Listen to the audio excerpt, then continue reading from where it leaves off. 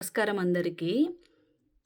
తల తిరగడం, అలాగే నడవడికలో తడబడటం.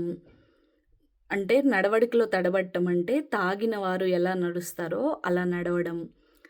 మాట తీరులో తడబడటం, చేతుల పని సరిగ్గా చేయలేకపోవడం చేతులతో, కంటి చూపులో అసమతుల్యత, ఇవన్నీ కూడా ఎటెక్సియాలో చూస్తూ ఉంటాము. ఎటెక్సియా అంటే ఒక నాడి సంబంధిత సమస్య.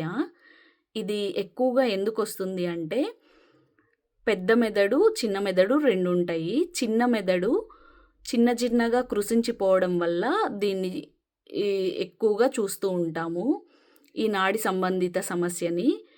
సో, ఈ వ్యాధి రావడానికి గల కారణాలు ఏమై ఉండొచ్చు అంటే, మద్యం ఎక్కువగా సేవించడం వల్ల, పక్షవాతం వల్ల, అలాగే విటమిన్ లోపాలు అంటే విటమిన్ ఈ, విటమిన్ బి12 లోపాల వల్ల గూడా ఈ నాడి సంబంధిత సమస్యను చూస్తూ ఉంటాము.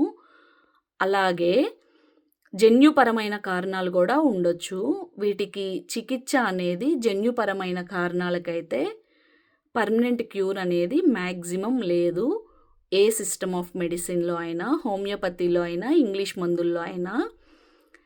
కాకపోతే విటమిన్ లోపాల నుంచి వచ్చే దానివల్ల, అలాగే ఆల్కహాల్ వల్ల వచ్చే దానివల్ల మాత్రం ట్రీట్మెంట్ చాలా వరకు మనం మొదట్లోనే తెలుసుకొని ట్రీట్మెంట్ తీసుకుంటే రికవరీ అవ్వే ఛాన్సెస్ ఉన్నాయి.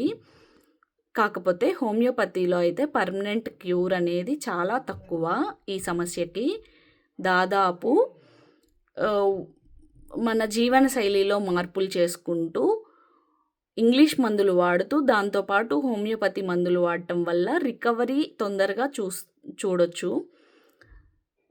సో, మీకు ఈ సమస్య ఉన్నట్లయితే సరైన డాక్టర్ దగ్గరికి సరైన సమయంలో సంప్రదించి ఎర్లీ స్టేజెస్‌లోనే రికవరీ చేసుకోగలరని భావిస్తూ, ఇట్లు మీ డాక్టర్ అనూష.